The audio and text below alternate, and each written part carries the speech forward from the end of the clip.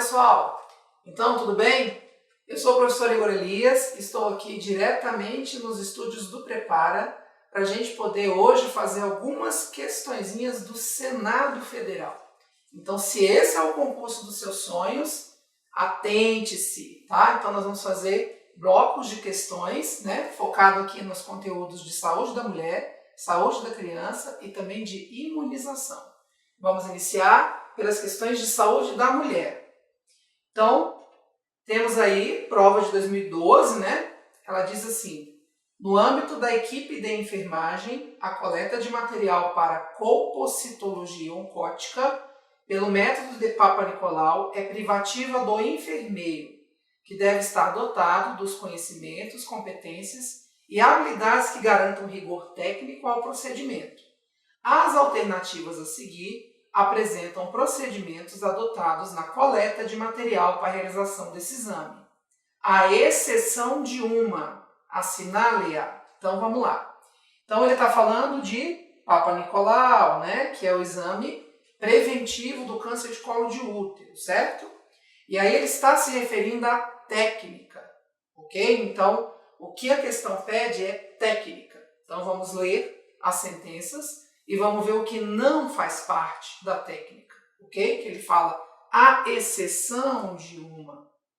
Então, na primeira, na letra A, diz assim: o espéculo não pode ser lubrificado, a não ser em casos selecionados, devendo ser umedecido com soro fisiológico. De fato, isso é verdade? Dentro da técnica de coleta de Papanicolau, a gente deve evitar o uso de lubrificantes, principalmente lubrificantes tipo vaselina, óleo mineral. Isso pode alterar? Pode, tá? Então, na verdade, a gente, de fato, não usa materiais lubrificantes.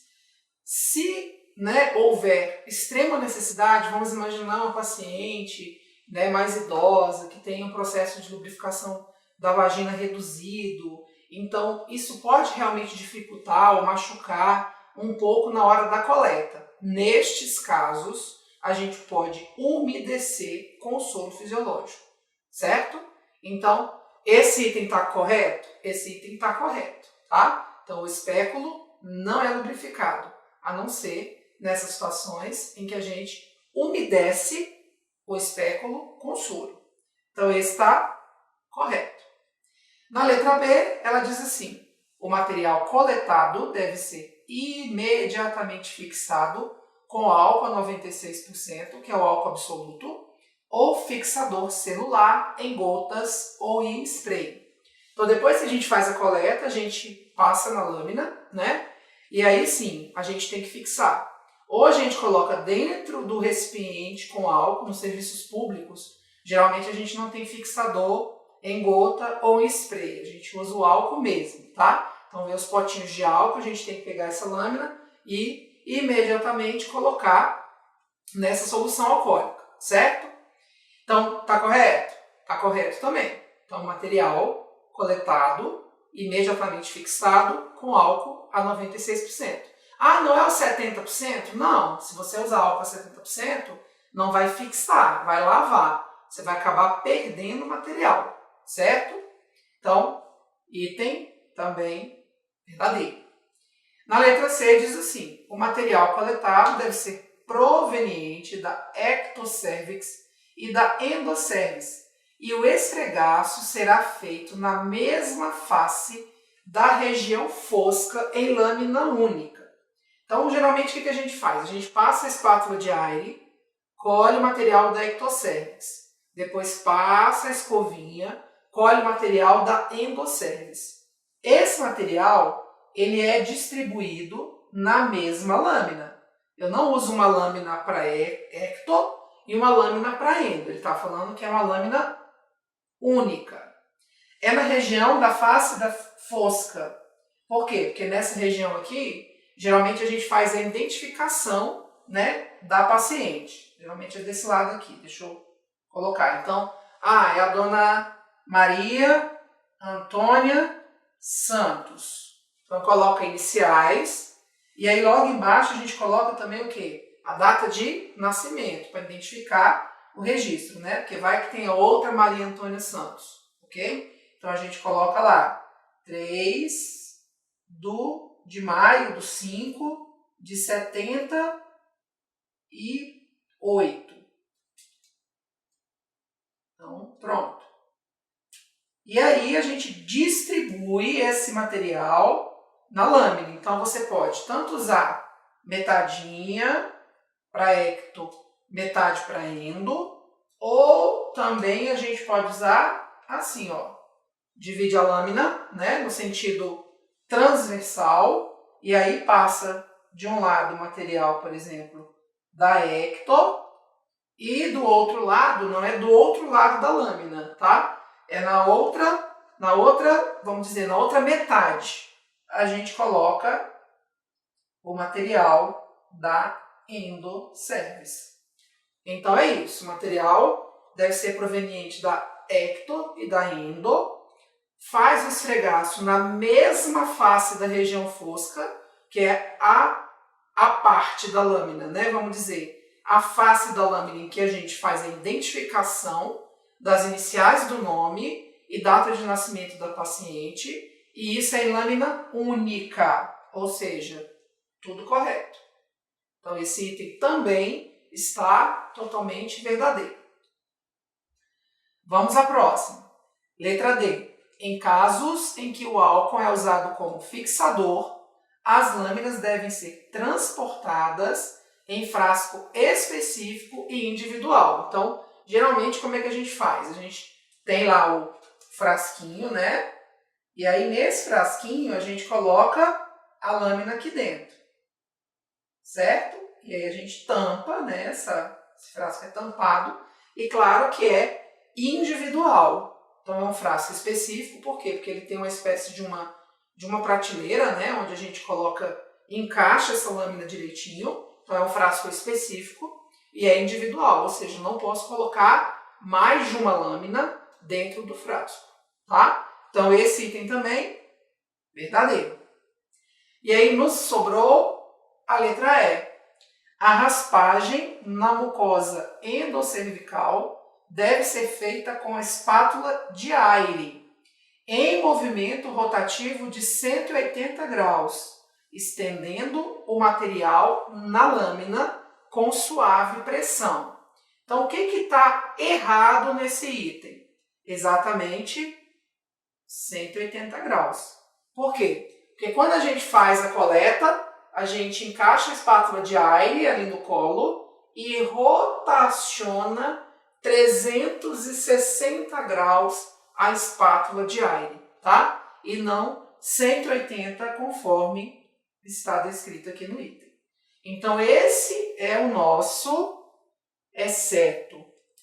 É a única coisa que não faz parte da técnica, do rigor técnico do procedimento de coleta de Papa Nicolau, certo? Então, depois, está correto? Estendendo o material na lâmina com suave pressão? Você não precisa esfregar o material com força, porque às vezes você acaba sobrepondo o material, colocando uma quantidade grande de material, então você passa suavemente, né, a ectocervice numa parte da lâmina e depois você vem com a escovinha e passa o material da endocervice na outra metade da lâmina, beleza? Então assim é a técnica de coleta de Papa Nicolau. Então a nossa resposta ficou a letra E, que é exatamente a exceção, né, que tem aqui dentre os itens, no que diz respeito à técnica de coleta. Beleza? Vamos à próxima questão. A próxima fala sobre leite materno, né? Então vamos lá. O leite materno é uma questão que, né, está um pouquinho dentro da saúde da mulher e da saúde da criança, né? Talvez também se encaixe dentro de saúde da criança. Diz assim: o leite materno é um alimento com inúmeras vantagens, dentre as quais estão o suprimento de todas as necessidades nutricionais do bebê nos primeiros meses de vida e o fortalecimento dos laços afetivos entre a mãe e o filho. Em relação ao aleitamento materno, analise as afirmativas a seguir. Então vamos lá, não é uma questão difícil. Diz assim: a amamentação exclusiva nos primeiros meses de vida diminui o risco de alergia à proteína do leite de vaca e de outros tipos de alergias, incluindo asma e sibilos recorrentes. Então, aqui a gente está falando de quê? Das vantagens do aleitamento materno exclusivo, que é o que a OMS preconiza até o 6º mês de vida e o Ministério da Saúde também, né, segue a recomendação da OMS. Então, a gente tem aleitamento materno exclusivo até o 6º mês, e aí mantém o aleitamento, claro que complementado, até os 2 anos. Olha o que ele está dizendo. Ele está dizendo que o aleitamento ele diminui o risco de alergia à proteína do leite de vaca e outros tipos de alergias. Então, de fato, isso é real? É.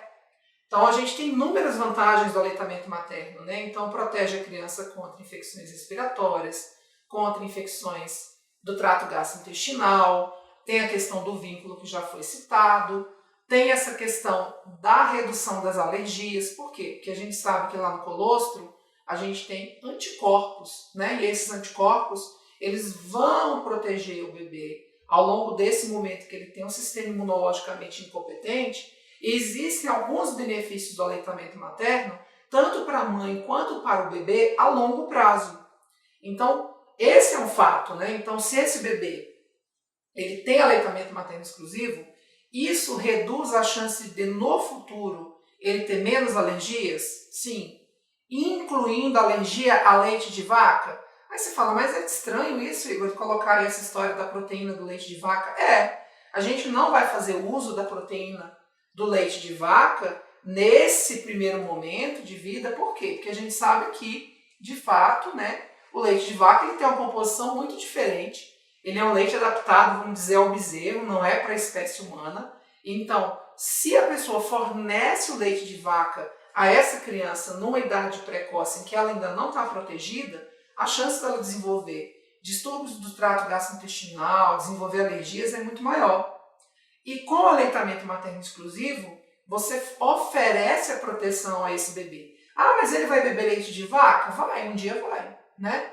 A gente sabe que a maioria dos alimentos que a gente come tem leite de vaca na composição. Então, eu vou fazer bolo, usa leite, eu vou fazer um pão, às vezes usa leite, né? Então, derivados do leite, iogurtes, queijos, então tem inúmeros de alimentos que nós vamos consumir ao longo da nossa vida, nos quais o leite de vaca está presente, tá? E isso é importante, o aleitamento materno diminui o risco, incluindo asma e sibilos recorrentes. Então aqui ele está falando o quê? Da proteção contra as infecções respiratórias, né? As IRAs, infecções respiratórias agudas, tá? Geralmente que podem provocar asma, sibilos recorrentes, é muito comum, né? Criança tem muita infecção respiratória aguda, certo? Então, é também uma vantagem da amamentação?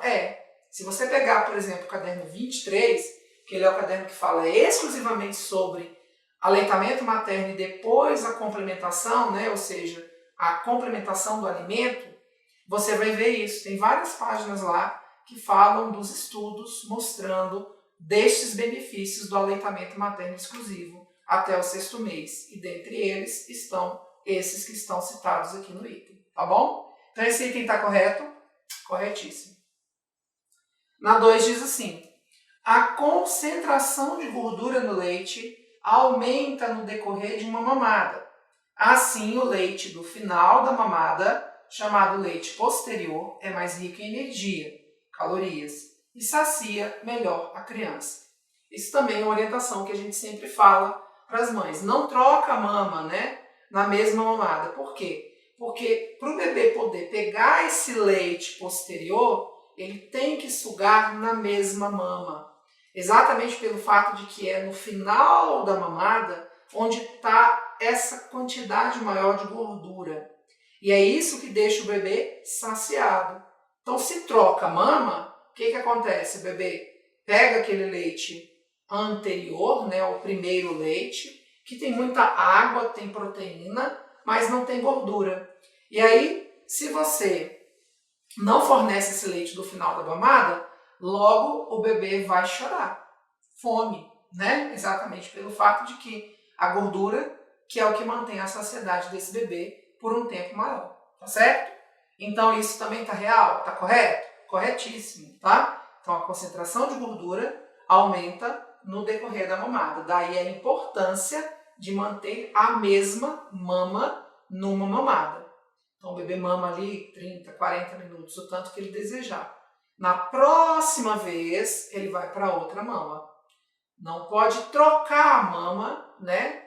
Toda hora ali, né? A troca põe um pouquinho aqui, 10 minutos. Não, não pode, beleza? Terceira diz: o aleitamento materno é contraindicado em casos de mães portadoras de tuberculose ou hanseníase, mesmo que em tratamento. Está correto? Não está correto, tá? Então, nós sabemos que portadoras de tuberculose, portadoras de hanseníase, a gente talvez precise fazer uma suspensão temporária até realmente fazer o início do tratamento. Uma vez iniciado o tratamento, não tem risco nenhum mais. Tá? Então, qual é a situação que realmente é contraindicada a amamentar para sempre? São aquelas mães portadoras de HIV, as mães portadoras de HTLV ou aquelas mães que estão fazendo uso de terapias antineoplásicas, como químio, radioterapia. A essas mulheres realmente não podem, tá? A gente tem que inibir a lactogênese. Mas tem várias situações que a gente pode fazer uma suspensão temporária. Dentre elas é a TB, é a hanseníase, tá? Até que a gente dê o start no tratamento. Fez o tratamento, pode aleitar, beleza? Assim vai acontecer também no caso de herpes, né? Enquanto tiver vesícula ativa, não pode amamentar. Secou a vesícula, pode amamentar, tá? No caso de chagas, na fase aguda, se tiver com sangramento mamilar evidente. A usuária de droga, também existe um tempo de suspensão temporária a depender da droga que ela use, principalmente drogas injetáveis ou inaladas, né, que tem um efeito maior, podendo passar por leite materno, tá? Então, esse item não está correto, porque não é contraindicado. A gente faz, de fato, o quê? Uma suspensão temporária. Depois, a gente já pode retornar ao aleitamento, beleza? Então, quais são os itens corretos? 1 e 2 corretas. Nossa resposta ficou, então, a letra C. E vamos para a próxima. A próxima fala de câncer de mama. Observem que eles gostam bastante de cobrar a parte de oncoginecologia, né? Ou seja, câncer de colo do útero, né? E agora câncer de mama. E vocês vão ver que tem mais questões falando sobre esse tema, tá? Então ela diz assim: o câncer de mama é o segundo tipo de câncer mais frequente no mundo e o mais frequente entre as mulheres, respondendo por 22% do total de casos novos a cada ano, apresentando um prognóstico relativamente bom, caso seja diagnosticado e tratado oportunamente. Em relação a esse tipo de câncer, assinale a afirmativa correta. Vamos lá. Letra A. O câncer de mama apresenta uma incidência relativamente alta antes dos 35 anos, que cai progressiva e rapidamente à medida que essa faixa etária aumenta. E aí, pessoal, esse item está correto? Claro que não. Nós sabemos que um dos principais, talvez o principal, fator de risco para câncer de mama chama-se idade, ok? Então, há um aumento da incidência dos casos de câncer de mama após os 40 anos, especialmente após os 50, certo? Então, tem alguns fatores de risco? Tem. Idade, que mais? Menarca, né, precoce, menopausa tardia, nuliparidade, ou seja, o fato da mulher nunca ter parido, então ela nunca amamentou. Nós sabemos que a amamentação é um fator protetivo para câncer de mama, certo? Então, assim, esse item está errado, porque na verdade, né, a incidência é baixa antes dos 35, ok? E ela aumenta progressiva e rapidamente à medida que a faixa etária aumenta, certo? Então aqui seria baixa, né? E aqui seria, cai não, ela sobe, ela, né, cresce, vamos dizer assim, substituindo as palavras para poder tornar o item verdadeiro, tá? Então o item está falso.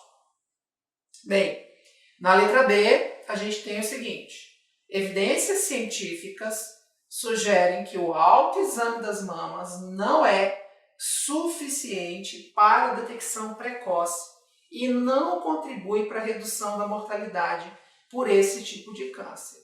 Aí você olha esse item e fala assim: não, esse item está errado. Não está. Esse item está certo. Se você está desatualizado, se você estudou isso há alguns anos atrás, a gente colocava, de fato, autoexame, incentivava o autoexame. Você via muitas propagandas na televisão falando de autoexame de mama. Atualmente, a gente tem, de fato, estudos, evidências científicas dizendo que autoexame não é eficiente para a detecção precoce, né, do câncer e não contribui para a redução da mortalidade por esse tipo de câncer. O que as evidências falam? Ela fala política de alerta à mama, à saúde da mama. Então é importante a mulher se autoexaminar, para se autoconhecer, tá? Não na detecção precoce de câncer.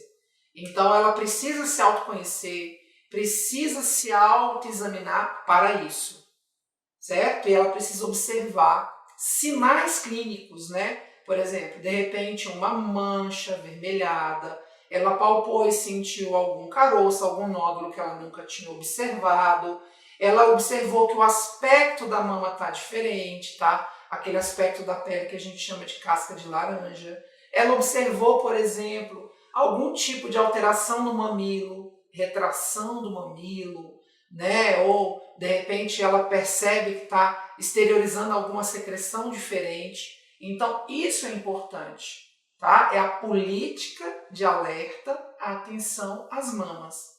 Mas a gente não fala mais em autoexame. Autoexame nesse sentido de detecção precoce de câncer, para reduzir mortalidade, né? Por conta desse tipo de patologia, beleza? Então, esse é o nosso item correto. Então, se você estudou isso mais, né, antigamente, você fala, nossa, mas para mim tinha que fazer autoexame. Observe que você não vê mais propagandas incentivando a questão de autoexame mais, certo? Então, autoexame é no sentido de autoconhecimento. Nada substitui o exame físico feito pelo profissional da saúde, certo? Na letra C, as taxas de mortalidade por câncer de mama no Brasil têm caído consideravelmente, o que se deve ao aumento do diagnóstico e ao tratamento precoce. Será que isso é real, pessoal? Claro que não, né?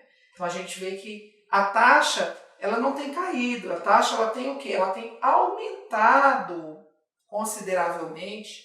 Por quê? Porque a gente não tem esse tratamento precoce que deveria ter, né? Então, na verdade, você faz um diagnóstico muitas vezes tardio, numa fase que o câncer já está no estágio mais avançado, inicia esse tratamento tardiamente, e nós sabemos que câncer de mama é um câncer que tem um potencial metastásico muito alto. Então, ele dá metástase geralmente no pulmão, dá metástase em fígado, dá metástase em ossos, tá? Então, quando ele pode ser até assim, né? Você faz a cirurgia, faz o tratamento, mas muitas vezes você observa uma recidiva em outros órgãos, né? Por conta desse potencial metastásico que tem esse câncer. Exatamente porque na região da mama existe uma quantidade muito grande de linfonodos, né? E isso aumenta muito o potencial de metástase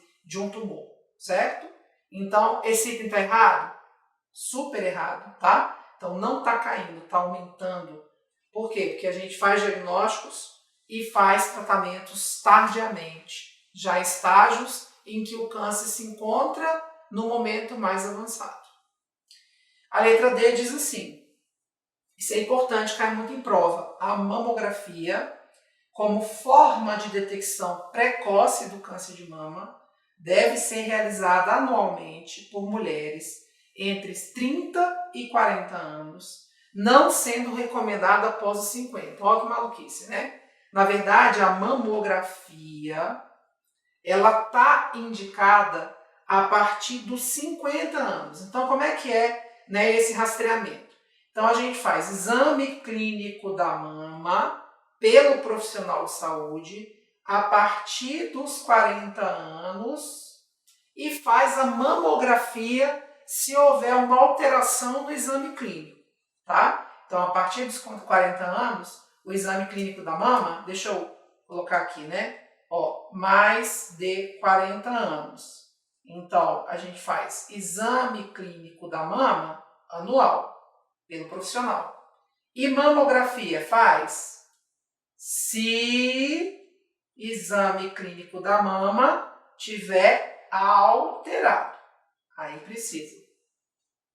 Agora, isso de 40 a 49, tá? Eu vou até colocar essa faixa etária mais direitinho aqui, ó. 40 a 49.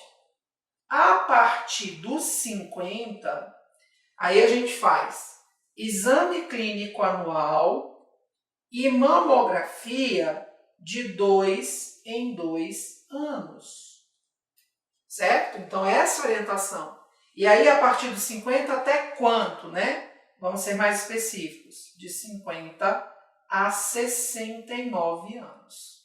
Então, isso gosta muito de cair em prova, tá? Então, 40 a 49, exame clínico da mama pelo profissional anualmente e mamografia somente se houver alteração do exame clínico.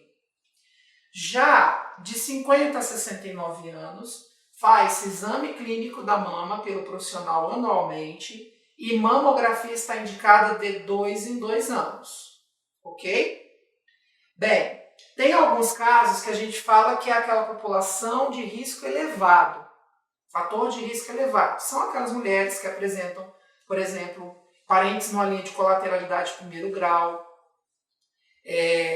homens, né, com câncer de mama na família, alguém que teve, né, câncer de mama bilateral da família, ou a própria paciente que tem, né, fez um câncer numa mama, depois fez uma recidiva, ou na mesma mama, ou na outra mama. Então, essas pessoas que têm fator de risco elevado têm que fazer o rastreamento a partir dos 35, certo? E aí faz tanto exame clínico da mama, mais mamografia anualmente, tá certo? Então aí nesse caso sim. Então tá correto a letra D? Não, porque tá dizendo que né, deve ser entre 30 e 40 anos, não sendo recomendado após 50.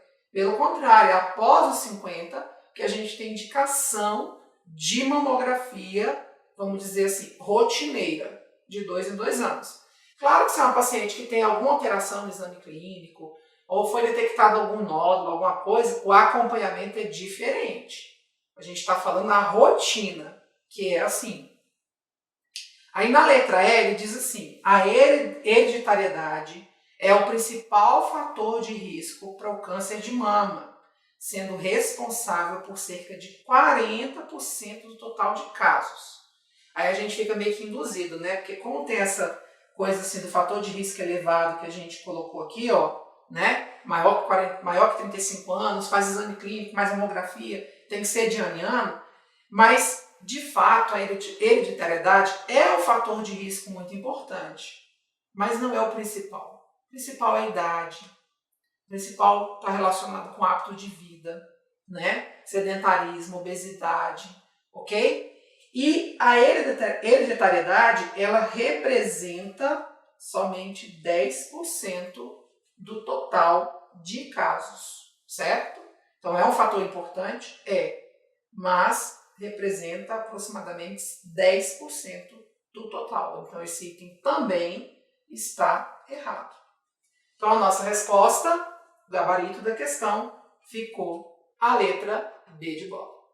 Ok? A próxima questão ela diz o seguinte: uma das ações de enfermagem durante o atendimento a uma gestante é a verificação da frequência cardíaca fetal, seja por meio do sonar ou do estetoscópio de Pinar.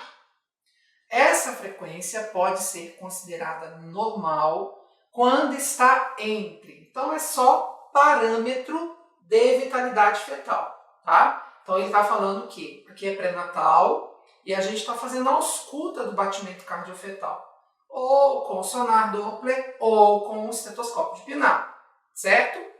E aí, qual é o limite, qual é o parâmetro considerado de normalidade?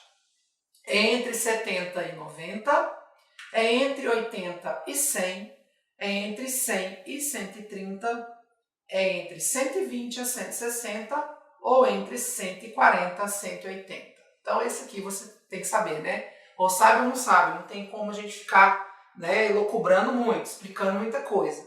Então, qual é o parâmetro de boa vitalidade fetal? É batimento cardiofetal entre 120 a 160 BPMs, batimentos por minuto. Então, essa é a frequência cardíaca do feto, beleza? Isso pode ser alterado por algum fator? Pode, por exemplo, a alimentação da grávida. Então, se ela tiver, por exemplo, longo tempo de jejum, tanto pode reduzir a movimentação fetal, que é um outro parâmetro que a gente utiliza para avaliar a vitalidade fetal, como também pode reduzir um pouquinho o batimento, certo? Por isso que quando a gente vai fazer aquele exame de cardiotocografia, né, o ideal é que a paciente tenha se alimentado previamente. Por quê? Porque a alimentação ela altera, né, tanto a movimentação quanto a frequência cardíaca. Outros fatores podem afetar a frequência cardíaca? Pode. Por exemplo, a nicotina pode aumentar essa frequência cardíaca, dependendo do tipo de medicação que a paciente esteja fazendo uso, tá? Então, vamos imaginar que a gestante está fazendo uso de propanolol, está fazendo uso de algum antipertensivo, alguma medicação, né, ansiolítica. Então, isso pode refletir no batimento cardiofetal. Mas o que mais reflete é o quê? Geralmente é a alimentação da gestante e sono fisiológico. O bebê dorme em alguns momentos e quando ele dorme, o batimento também pode cair um pouquinho. Então, se a paciente chega no pré-natal e esse batimento está alterado, a primeira coisa que a gente deve fazer é o quê? Estimular mecanicamente. Então, eu tento, né, achar o polo cefálico, né, e o polo pélvico e eu faço um movimento para estimular esse bebê. Geralmente isso por si só é suficiente para esse batimento ir para o limite, para o parâmetro considerado de normalidade. Tá? Outra coisa, algumas bibliografias já consideram 110 a 160. Mas, para efeito de concurso, de prova, o que está nos documentos oficiais, né, do Ministério da Saúde, que são os cadernos, a gente vai usar os cadernos de atenção básica, o caderno do pré-natal, né, especificamente, é o caderno 32, certo? Então, se você quer saber mais sobre essa questão do pré-natal, busque o caderno 32, que ele vai falar somente sobre pré-natal, beleza? Então, na consulta do pré-natal, um dos pontos é fazer a ausculta do BCF, certo? Tem outros momentos? Tem medida do AFU, que é a altura do fundo do útero, tem avaliação de edema, tem palpação, né? Fazendo as chamadas manobras de Leopold, né? Tem avaliação da movimentação fetal, então tem outros pontos que também são importantes dentro da consulta. Então a nossa resposta, letra D, e vamos para a próxima. Atenção nessa questão, porque essa questão, ela, vamos dizer assim, a gente hoje, né, aqui é uma questão de 2012, beleza?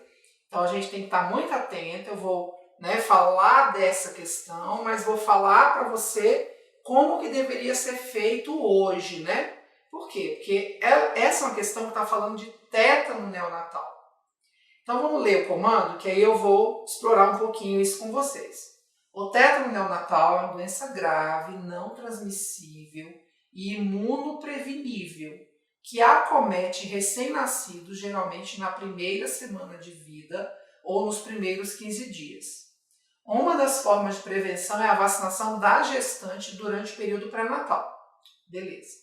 De acordo com o Ministério da Saúde, essa imunização em gestantes que não tenha registro da vacina deve constar de 3 doses que serão aplicadas obedecendo a seguinte sequência. Olha só, estamos falando de imunização para tétano, no sentido de prevenir tétano neonatal. Joia! Essa grávida ela não tem registro de vacina contra tétano. Nós sabemos que para uma pessoa ficar imune contra tétano, ela precisa de 3 doses da vacina, beleza? Hoje nós temos no calendário vacinal da grávida a vacina DTPA, que em 2012 de fato a gente não tinha, tá? Então eu quero só fazer essa ressalva. A questão não tá, vamos dizer assim, totalmente inválida, mas tem essa ressalva. Por quê? Porque hoje nós podemos fazer o esquema de 3 doses, incluindo a DTPA. Essa DTPA tem uma coisa importante, que ela só pode ser feita a partir da 20ª semana de gestação. Não pode ser feita antes, certo? Por que a DTPA ela foi colocada no calendário vacinal da grávida? Exatamente por conta de uma alta taxa de mortalidade que nós tivemos nos anos, nessa última década, de coqueluche. Então, a DTPA, ela previne também, por conta aqui, Bordetella pertussis, o pezinho, previne também da coqueluche, contra a coqueluche. Então, por essa razão, porque antigamente como era? A gente fazia o esquema de DT na grávida, se ela não tivesse, e aí a gente avaliava como? A gente olhava lá. Quando foi a última dose dela? Que a gente sabe que vacina de tétano tem que fazer reforço de 10 em 10 anos, todo mundo. No caso da grávida, ela fazia com 5 anos. Então, se ela tivesse lá na caderneta dela, de vacina, uma dose de vacina de tetânica com mais de 5 anos, ela tinha que fazer o reforço, certo? Se tivesse menos de 5 anos, não precisava fazer reforço, se ela já tivesse o esquema de imunização, com as 3 doses, Porque só tem o esquema de imunização completo quem tem as 3 doses, e aí faz reforços de 10 em 10 anos. Com a chegada da DTPA, o que acontece? Atualmente isso meio caiu por terra, da DT. A gente não tem mais essa questão da DT tendo que observar se tem mais de 5 anos, menos de 5 anos. Não, por quê? Porque a DTPA ela é uma vacina que produz anticorpos de curta duração. Então eu tenho que fazer DTPA em cada gravidez, em cada gestação, tá? Então essa vacina aqui, é a cada gestação. Ela tem que ser feita. Tá. Mas a nossa questão, ela diz que a grávida não tem registro da vacina. Então, quem não tem registro da vacina tem que fazer 3 doses. E ele quer o esquema, ele não está perguntando qual é a vacina que eu vou usar, tá? Ele está falando que a gente vai imunizar contra tétano. A DTPA não deixa de imunizar contra tétano. Ela imuniza igual a DT, porém ela inclui coqueluche nela. Beleza? Então, qual é o esquema que a gente usa de 3 doses? É o esquema de todos os pacientes, Então, geralmente a gente faz o esquema 0, 2 e 4 meses. O que é 0? 0 é hoje. O que é 2? 2 meses após hoje, tá? 2 meses após o hoje. E o que é 4? Claro, 4 meses após o hoje. Então, a gente faz o esquema de intervalos de 60 dias entre as doses. Porém, existe a possibilidade de se fazer esquema corrido, 0, 1 e 2 meses. Então, existe a possibilidade de fazer 30 dias de intervalo entre as doses.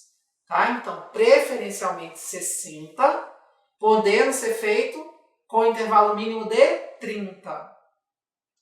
E como funciona esse esquema, né? Hoje, como a gente tem a DTPA, então, por exemplo, vamos imaginar, exemplo, que a grávida chegou pra gente lá no pré-natal e ela tá com, sei lá, 12 semanas. Então, eu posso fazer uma DT com 12 semanas, marcar a próxima para 16 semanas, que dá intervalo de 30, e com 20 semanas eu posso fazer a DTPA. Então eu posso incluir a DTPA no esquema de imunização. Eu não preciso fazer as 3 de DT e ainda fazer uma DTPA extra. Não. A DTPA ela pode entrar no esquema, tanto para iniciar como para completar. Então ela pode entrar em qualquer canto. Se a paciente já tem 3 doses, ela é feita de reforço, sempre. Se a paciente não tem 3 doses, eu posso completar o esquema dela com DTPA, eu posso iniciar, eu posso concluir o esquema dela. Aí eu tenho que avaliar qual é a idade gestacional. Vocês viram que aqui eu coloquei a DTPA, ela com 20 semanas. Por quê? Porque eu só posso fazer a partir da 20ª semana. Tá certo? Quer ver? Se ela chegasse, por exemplo, no pré-natal com 17 semanas, aí eu faria DT, 17 semanas, marcaria 21 semanas, 30 dias. Já poderia fazer DTPA, quanto mais precoce, melhor, tá? E aí eu posso fazer com 25 semanas uma outra DT. Ah, não, Igor, ela já chegou para mim, ela já estava com 22 semanas.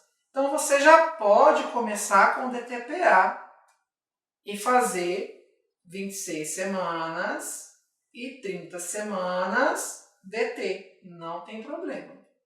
Mas isso só para quem não tem registro da vacina.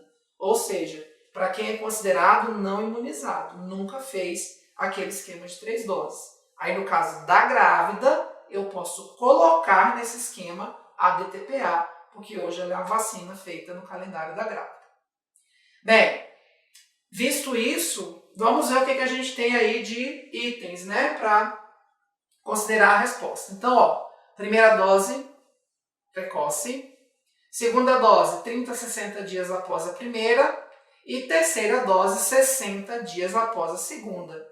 Então, é basicamente isso, né? Na verdade, o ideal seria precoce, 30 e 60. Porque na grávida, como eu não sei, porque grávida a gente sempre faz o esquema corrido nelas. Por quê? Ela pode entrar em trabalho de parto prematuro, certo? Por essa razão, a gente não sabe. Então, quanto mais rápido eu fizer, melhor, porque ela vai produzindo anticorpos e já pode transferir, fazendo imunização passiva para o bebê. Transferir esses anticorpos via transplacentária, tá certo? Então, ó, na letra B ele vem precoce, 20 dias e 30 dias. Não, né? Precoce, 15 dias e 20 dias. Olha que loucura. Precoce, 15 a 20 dias e 40 dias. E, por fim, precoce, 20 a 30 dias e 20 dias. Então, o que contempla o esquema de imunização é a letra A, tá? Que ele está considerando aí o esquema corrido. Então, é isso. Então, se eu faço, né? Então, 30 a 60 dias, depois também eu posso fazer aqui novamente, ó, 30 a 60 dias após a segunda dose.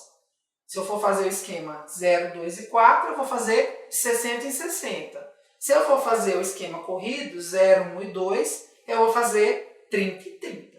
Beleza? Então, essa é a ideia dessa questão. Bem, então, vamos, letra A, nosso gabarito, de fato, e vamos para a próxima.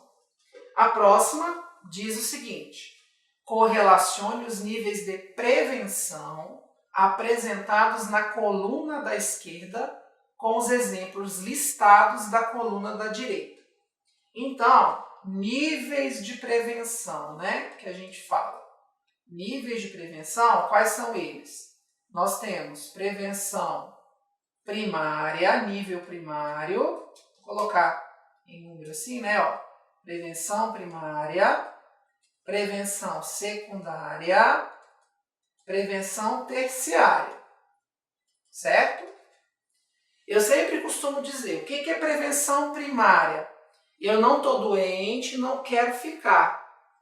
Então, todas as ações que eu faço, né, no sentido de promoção da saúde, de proteção contra doenças, está no nível primário de prevenção. Então, por exemplo, eu não quero pegar sífilis, eu não quero pegar uma IST, eu uso preservativo, certo? Então, é prevenção primária, eu não estou doente e não quero ficar. Ah, eu não quero, por exemplo, adolescente, a gente sabe que tem vacina contra HPV, então eu não quero ficar doente, depois ter lesão de HPV e ter a possibilidade de fazer um câncer de colo do útero. Posso tomar vacina para HPV. Ah, eu não quero adoecer de febre amarela, eu tomo vacina de febre amarela. Então, vacina, preservativo, hábitos saudáveis de vida, tudo isso está no âmbito de prevenção primária. Prevenção secundária está na detecção precoce das doenças e num possível já tratamento, tá? Então vamos lá. Imagina, por exemplo, Papa Nicolau, ele é prevenção secundária, mamografia, prevenção secundária. Por quê? São todas estratégias de rastreamento de doenças. Rastreamento precoce. Quando eu faço um check-up, por exemplo, né, eu vou fazer um check-up, vou ver glicose, vou ver colesterol, estou fazendo prevenção secundária. Beleza? Então, tudo que... achei lá um nódulo na mama, vamos tirar. Faz a cirurgia para evitar que aquele nódulo, de repente, vire um câncer. Então, isso é prevenção secundária. Na prevenção terciária, é reabilitação. Então, o indivíduo já está doente, já tem alguma sequela, você vai reabilitá-lo, você vai tornar a vida daquele indivíduo, vamos dizer, né? Você vai readaptá-lo, vai reabilitá-lo, né? Então, você vai tornar a vida daquele indivíduo mais fácil para ele, né? Menos, vamos dizer, menos danosa, menos ruim, certo? Então, isso seria terciário. Aí, nessa nossa questão, eu nem sei por que eles fizeram isso, eles colocaram primário, promoção da saúde, primário, proteção específica, secundário e terciário. Então, eu já meio que respondi, ó, mamografia para detecção precoce do câncer de mama. Rastreamento e detecção precoce de doenças pertence ao nível de prevenção secundária. Beleza? Então, o primeiro aqui, né, a coluna ali, 3. Atividade física regular. Então, esse é um bom hábito de vida, né? Então, o bom hábito de vida está no nível primário de atenção. Agora, o nível primário, ele dividiu promoção da saúde ou proteção específica. Nesse caso aqui, atividade física regular, bons hábitos de vida, uma boa alimentação, né? Tá no promoção da saúde, né? Então, é 1. Olha o outro, fisioterapia após acidente vascular encefálico. E aí? Fisioterapia após acidente vascular encefálico. Aí já é o quê? Reabilitação. Reabilitação está no nível de prevenção terciário, que é aqui o número 4. Vacinação contra hepatite B. Vacinar também é prevenção primária. E aí aqui vai cair na proteção específica. Vou fazer vacina para proteção específica contra a doença hepatite B. Então, esse seria 2. Então, o gabarito da nossa questão está contemplado na 3142, que está na resposta letra A, certo? Então, gabarito, letra A. Bem, Vamos a 7. Diz assim: durante o atendimento a uma puérpera, esta apresentou sinais vitais normais e diurese presente com aspecto característico. Porém, relatou sentir cólicas moderadas ao amamentar. A enfermeira deve orientá-la a respeito e informar que tais cólicas são devido a: por que puérpera sente cólica quando amamenta? Porque quando o bebê suga, a sucção, estimula o quê? A liberação de ocitocina, que faz o quê? Contração uterina. Então, o que está acontecendo aqui com a puérpera? Está doendo, está tendo cólica, porque está tendo produção de colostro, porque tem presença de lóquios, porque tem uma amamentação inadequada, porque é uma pega incorreta, por conta da involução uterina. Então, o que está acontecendo? O útero está contraindo, ele está involuindo. E à medida que ele involui, ele vai entrando novamente na pelve. Tanto que geralmente em torno do 10º dia do pós-parto, a gente já não sente mais o útero na cavidade abdominal. Por quê? Porque ele já evoluiu tanto que ele já está dentro da cavidade pélvica novamente, certo? Então, uma das coisas que eu tenho que avaliar em puerpério, inclusive, é a involução uterina. E isso, né, é ajudado pela amamentação? É. Por quê? Porque quando amamenta, como eu falei, sucção libera ocitocina. Ocitocina tanto ajuda na ejeção do leite do interior da glândula mamária, como também ajuda no processo da involução uterina, certo?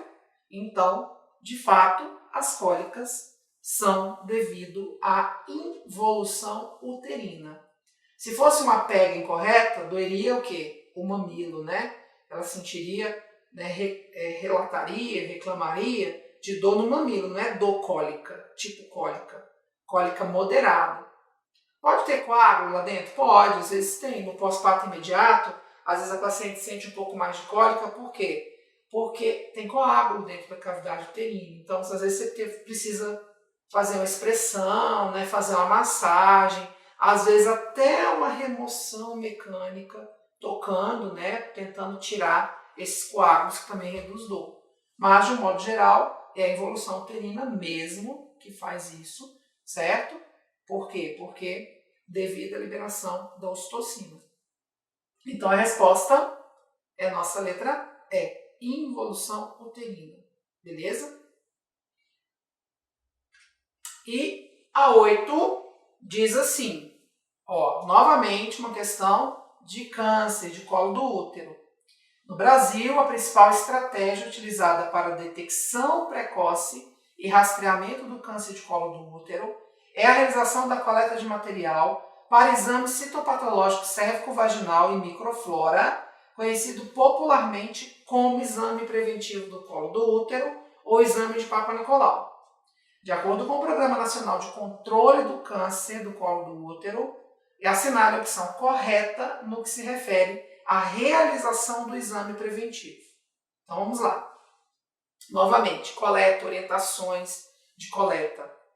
A coleta pode ser feita no período menstrual, uma vez que a presença de sangue não prejudica o diagnóstico citológico. Totalmente errado, né? Então, assim, geralmente a gente orienta a paciente, né, após o término da menstruação 5 dias. Por quê? Porque de fato a presença do sangue, ele vai me prejudicar, ele pode até não alterar, né, o diagnóstico citológico. É igual presença de esperma, né, a relação sexual, que também a gente, né, pede aquele período da abstinência ali de pelo menos 48 horas. Por quê? Porque esse esperma ele pode ser confundido com corrimento. Então a relação sexual faz atrito na mucosa. Então a mucosa pode estar avermelhada. Então, para eu poder, o exame de Papa Nicolau não é só colher material, ele é inspeção. Então eu tenho que ver se tem corrimento, se tem lesão lá no colo, uma lesão visível, se está inflamada a mucosa. Então, para eu visualizar com sangue, fica um pouco difícil. Então, a orientação é o quê? Ah, mas eu posso secar e olhar. Tudo bem. Tanto que a gente fala que quando o sangramento transvaginal é anormal, tipo, tá vindo, não para de menstruar nunca, o paciente tem queixa, eu fico sangrando o mês inteiro, não para de menstruar, colha o exame, a coleta é mandatória. Inclusive, esse sangue pode ser lesão lá no colo do útero.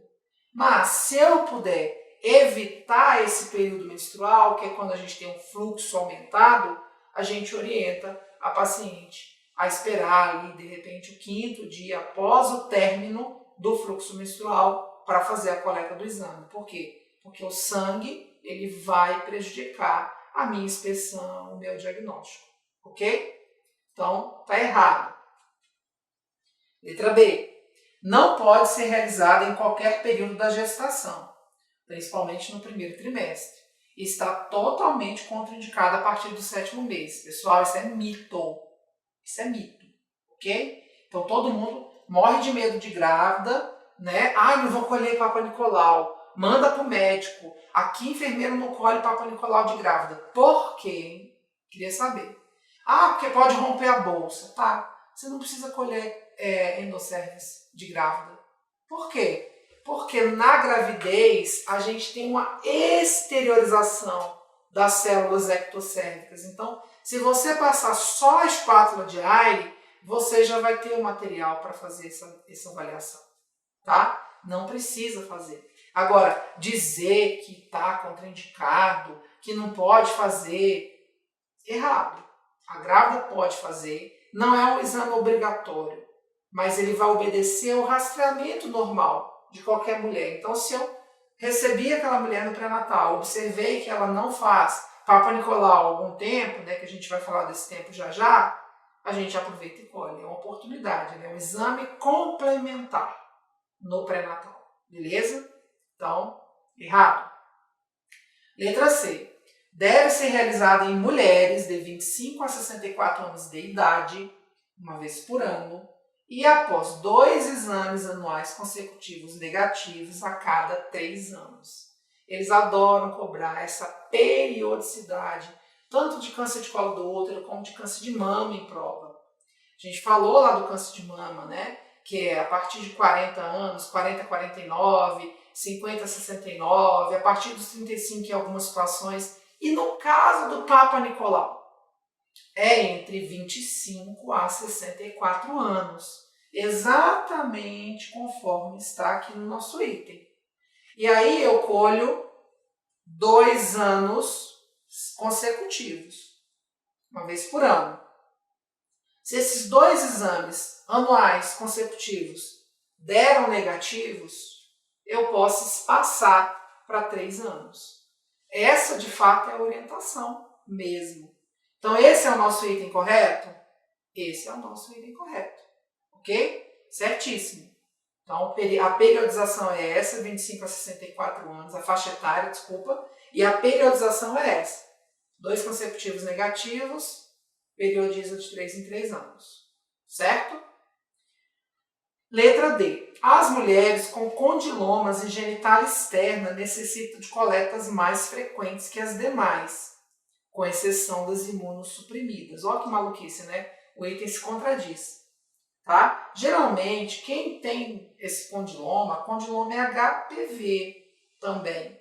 E um dos fatores que faz o HPV aparecer é exatamente imunossupressão. Existe uma orientação com relação a mulheres imunossuprimidas que enquanto o fator de imunossupressão durar, ela deve colher ali de 6 em 6 meses. É diferente, a gente faz 6 em 6 e periodiza de 1 em 1 ano. Diferente dessa que faz uma vez por ano e depois periodiza de 3 em 3. Então, por exemplo, a mulher HIV positiva, ela vai ter uma periodicidade diferente. Ah, ela está fazendo corticoterapia imunossupressora, porque fez um transplante. Então, enquanto o fator de imunossupressão durar, a gente vai periodizar um tempo menor. Por quê? Porque um dos fatores de risco para o HPV é exatamente a imunossupressão. Então esse item está errado? Claro que está. Ok? E depois o último diz, a coleta não deve ser realizada nos casos em que a mulher foi submetida a esterectomia total ou subtotal. E não deve ser realizada. Tudo bem, se ela foi submetida a esterectomia total, a gente pode até dispensar, porque aí se fala, pode fazer de fundo de saco? Pode, mas tem evidência, né? Evidência fraca com relação a isso, tá? Agora, se ela faz uma esterectomia subtotal, geralmente na esterectomia subtotal, preserva-se o colo. Uma vez tendo colo, tem que fazer papo nicolau. Beleza? Então, daí tá errado, porque diz que não deve, tá? E, de fato, deve ser realizada. Se ela fez total, até a gente pode dispensar. Mas, se ela fez subtotal, tá preservado o colo, a gente tem que manter a periodicidade conforme a rotina mesmo. Normal. Tudo bem? Então, a nossa resposta ficou letra C. Com isso, a gente encerra as nossas questões de saúde da mulher do Senado Federal.